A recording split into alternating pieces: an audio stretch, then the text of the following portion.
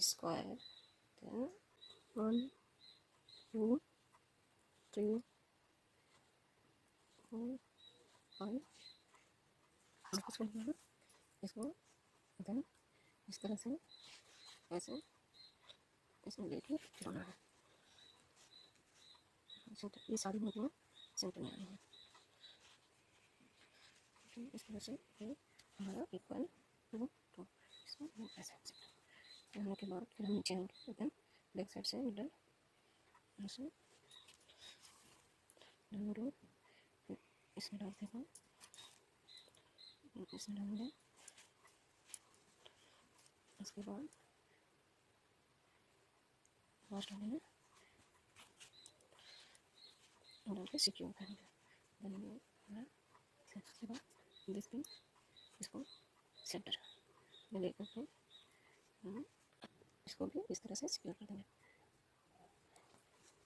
तो आपका इस तरह से दो की पेन तैयार है। फिर हम ग्रीन कलर का थ्रेड लेकर के